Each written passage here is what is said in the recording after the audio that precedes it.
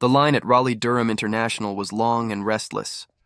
Families yawned, business travelers scrolled their phones, and TSA officers were moving half asleep until one of them called out sharply, "Sir, step aside, please." An elderly man stood at the end of the line, holding a worn leather passport.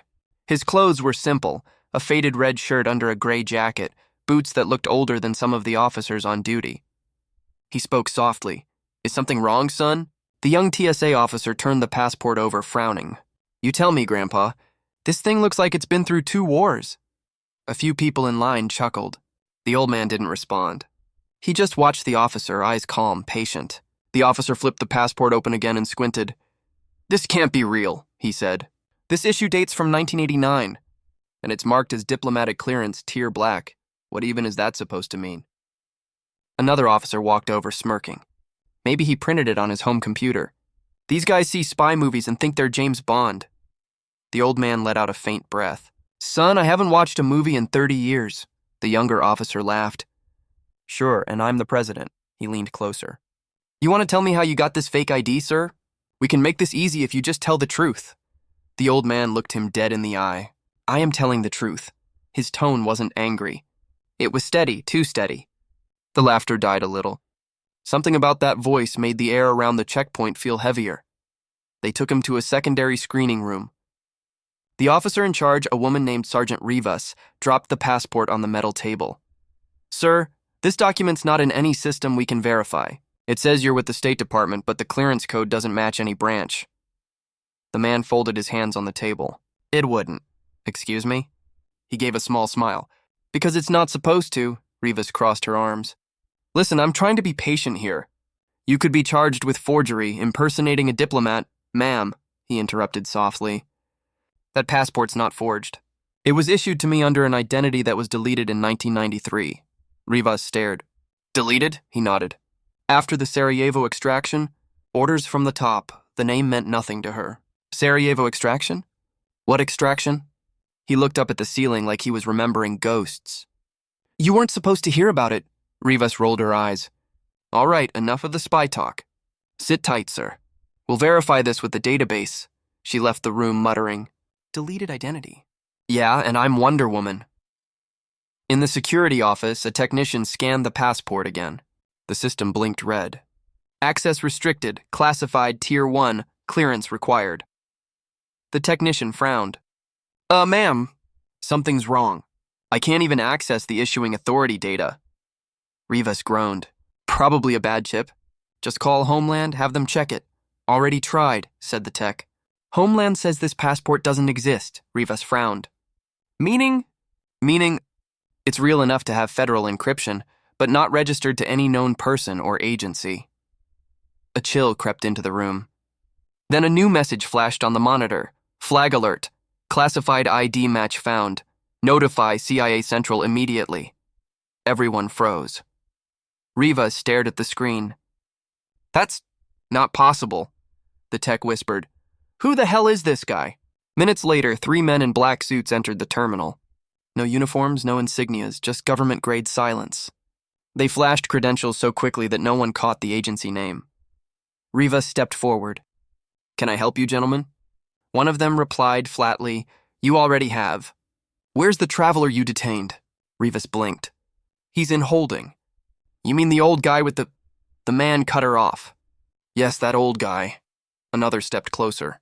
"From this moment, everything you saw, heard, or recorded is classified. You'll receive a non-disclosure form within the hour. Delete your local feeds." The air in the room changed. Rivas glanced through the glass window into the holding area. The old man was still sitting quietly, staring at nothing. When the agents entered, he looked up and smiled faintly. "You boys still using black suits? Thought you'd upgraded to polo shirts by now." The lead agent exhaled in disbelief. "Sir, you shouldn't be here. Didn't plan to be. We thought you were dead." He chuckled softly. "So did I." The agents closed the door and muted the cameras. Rivas tried to peer through the glass, but the window suddenly dimmed. Smart glass, tinted remotely. All she could see were blurred silhouettes and faint gestures. The men weren't questioning him. They looked like they were listening. 10 minutes later, the door opened. The lead agent stepped out, face pale. Who is he? Rivas demanded. The agent's tone was cold and respectful at once. Someone who doesn't exist, she frowned. That's not an answer. He leaned closer. That is the answer. They escorted the old man out through a side corridor, bypassing public security. No one stopped them. No paperwork. No signatures. Just a quiet exit. Rivas stood frozen. Where are you taking him? The agent glanced back. Home. Hours later, when the airport calmed down, Rivas sat alone in her office replaying the security feed. Every file returned the same error. Access denied. File sealed by federal order. She leaned back in disbelief. Her phone rang. It was Homeland Security. Sergeant Rivas?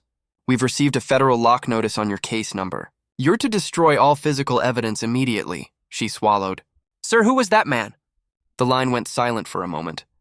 Then the voice said quietly, If you saw his passport, you wouldn't be asking that question. The call ended. 3 days later, a small package arrived at the airport security office with no sender. Inside was the old man's passport, sealed in a clear envelope, marked, returned by authority. Do not open. Rivas stared at it for a long time before setting it back in her desk drawer. That night, she sat at a diner near the airport, staring at the runway lights through the window. The waitress poured her coffee. Rough night? Rivas gave a tired smile. You could say that. I met someone who made the whole room feel like they didn't belong there. The waitress raised an eyebrow. Who was he? Rivas looked out toward the sky where a jet was vanishing into the clouds. No one. And that's the strangest part. A week later, a news report quietly aired on a small defense network. In a classified ceremony at Langley, an unidentified intelligence operative was posthumously honored for covert service spanning 3 decades. Name withheld for national security reasons. Rivas saw the report and froze. The photo blurred in the background showed a familiar silhouette in an old gray jacket. She reached into her desk and pulled out the sealed envelope again. Her hands trembled. For the first time, she noticed faint letters stamped on the back of the passport, barely visible under the plastic. 3 words! Always watching, Langley. Her heart pounded. She stared out the window toward the night sky, whispering, Who were you, old man? But the world would never know.